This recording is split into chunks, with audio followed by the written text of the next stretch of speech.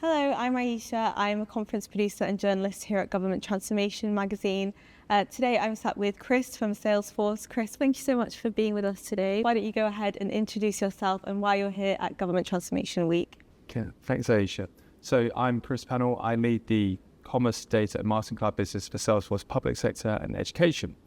And I've been with the company for 10 years, so I've seen quite a lot of change. The sort of tech landscape has entirely changed at Salesforce and basically in society and public sector. So we're here for this event talking about mainly generative AI, of course, and how that can benefit public services. So trust was one of the key messages in Salesforce's keynote speeches yesterday. Why was that? So trust is the number one value of Salesforce, and that kind of works in so many ways. We have the trust between our customers and us in order for them to give us their data, because things like AI, you need the best data, the most sensitive data to make AI to function properly. And then we speak about trust at a kind of like more macro society level. So how is it that we can help to develop trust with the public and the actual companies and the organizations that we're working with? Because trust is such an important thing for the public to have in public services. And one of the case studies that we presented this week was around the UK police forces and Thames Valley Police in particular, where in policing, the UK operates a policing by consent model, which means you need trust. The public has to consent to be policed. And when trust drops to a certain level, so if we think about the riots that took place, those riots took place because trust in that area had dropped so low that no longer people consented to be policed. They didn't consent to abide by the rules. And that's when riots happen. So we don't just see trust as a value in this case. Trust is this big multiplier effect, because the more that the public trusts an organization, the more data they'll give them, the more insights that they can derive from it, and the better the service they can deliver. But the catch is you need to deliver a good service to get that trust. So it's all about this whole trust model, and that's why we've done some recent research with BCG, which we published called The Trust Imperative. The Minister for Transformation sat at your discussion table yesterday. Why do you think that was, and why do you think he chose accelerating modernisation as his topic of choice? Yeah, it was a real privilege for us actually to be called out that way and have him come and sit at our table. And I was really impressed by actually what Andrew did there. So to have a minister be willing to come and sit with civil servants, with technologists, and say, this is what I want to achieve. I want to learn. And I'm here in a way almost kind of vulnerable. But again, that helps to develop trust in that same way. And I think he chose to sit with Salesforce and come to our roundtable because we are a very innovative company, kind of sort of legacy innovative, I would say. But really what we are turning into now is more of a disruptor with our AI advancement. So this whole thing around Agentforce that we're doing is very disruptive to the market. We're the ones who sort of pioneered this whole engagement.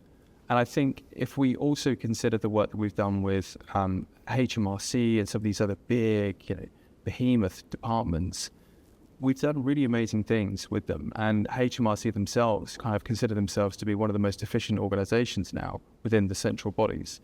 And a lot of that is the work that we've done in partnership with them around helping them to improve their workflows. And that's very much where the minister is kind of focused, is how can he improve the efficiency, but in doing so, really focus it on that citizen experience as well. I think he's going to be a really innovative minister for us. Excellent, and we'll get on to that citizen experience in a moment. What did you make of the minister's engagement with your discussion? So I think for the roundtable itself, actually having a minister there was really energized the room and really energized the discussion. Again, as I kind of said, it really was a great moment of trust and learning for him to show up and share his views and what he wanted to do. And what was really interesting about it for me, about what we heard, was this big focus on wanting to make change that people feel, that's tangible. So internal efficiency gains are going to be necessary as we have to adjust to the budgets and sort of tighten our belts. But the public wants to feel that change. They want to kind of know that things are happening and the services are improving to them. So having him there saying those things was such a clear signal to the other civil servants around that roundtable that this is happening. We're going to be doing this. We have to innovate. We have to transform. And we have to do it on a platform and in a way that scales, in a way that's repeatable. Because the pace of change at the moment it's hard to actually keep up with sometimes, certainly within the AI space, to understand all the developments and advancements. But the changes that the public is asking for, this isn't generative AI videos and things. They just want to be able to draw down their services as simply and as easily as possible in the channel and in the method that they kind of want it. And I think that's really what the minister was speaking to. How do we do these smaller incremental gains whilst also looking to just really empower the public? And I think start to, in a way, kind of impress them. I think he's shown up with a real idea of what he wants to deliver. So it sounds like the minister was very energized about creating a better user experience for customers, starting with creating strong data foundations. What advice does Salesforce have for departments looking to transform their delivery? Yeah, and again, that was a really interesting point that he was raising there, which is all around this, like, data as an asset. He really identified that there wasn't enough sharing of data, enough sharing of insights and learning. And ultimately, we're all serving the same people, right? Everyone's serving the same people. And so I think with the minister's initiatives of trying to get that data sharing in place, it does mean that people need to be on more of a kind of shared sort of data infrastructure where the data is kind of interoperable and able to speak to each other. So our advice really is to begin with getting your data in order. It's very hard to give any kind of innovation and deliver any kind of generative AI experience that you may want to without having that data in a real solid place. But once you have that, I would then say that measurement is really key here, because we are essentially trying to do kind of behavior change. If we actually think about what's trying to happen here, we're trying to get the public to draw down the service in a more efficient way. And we can do that by making it easier for them, but there's an education that has to take place as part of this. So make sure that you can measure what it is that you're trying to achieve. Don't give up. Iteration, testing, learning, that is a key part of this. You know, the first time that somebody uses like ChatGPT, you don't get it right. It takes a lot of time to sort of hone in and fine-tune those prompts themselves. And then I think lastly, it is just don't DIY it. It's really challenging. The pace, as I said before, the pace that it's moving at, it's really hard to keep pace with it. So you're best to partner with kind of best of breed on this stuff and really make sure that you understand the outcomes you're trying to deliver with it before you even begin. And are there any key learnings from the UK that you think would be informative for other countries that you work with? Absolutely. The work that we've done with a number of UK police forces, which is the victim journey solution that we put in place, has really transformed the forces themselves, but also the actual citizens' experience that's taking place. And it's one of those really great kind of solutions that we put in place that's not that complex. The real complexity lies in the actual data solution that's put in place, because the police forces themselves, and I've had the pleasure of sitting in a number of call centres and kind of listening to what actually goes on in there. It is busy. You know, it's busy. There's a lot of high pressure, a lot of antiquated systems, double typing, and it's a really hard job that they do in that call centre. And what we recognised during that kind of research phase that we had is that we kind of estimated that maybe 1 in 5 of the calls would actually be status updates. People just trying to get through to understand what's happening with their case. Like maybe their car was stolen and it's actually been found, but it's in a compound somewhere.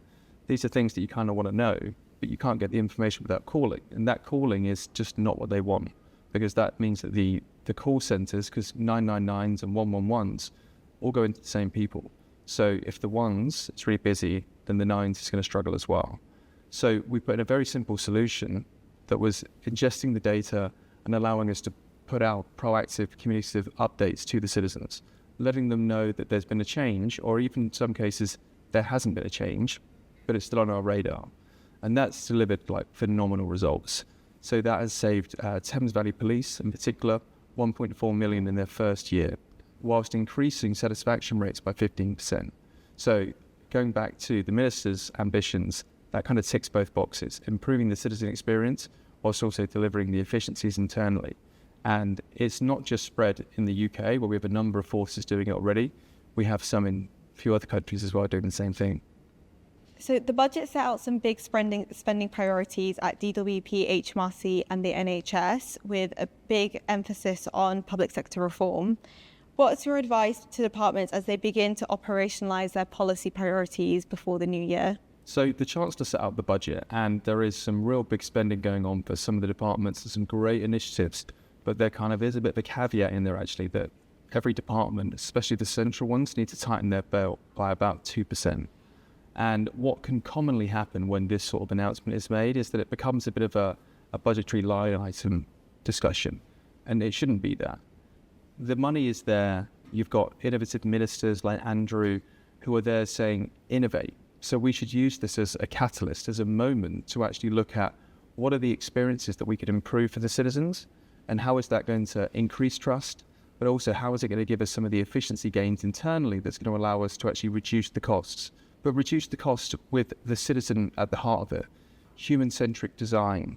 So I would really recommend that they do look at generative AI, but at the same time, still that safeguarding of make sure you can measure it, make sure you can truly measure the change that you're trying to deliver within the government.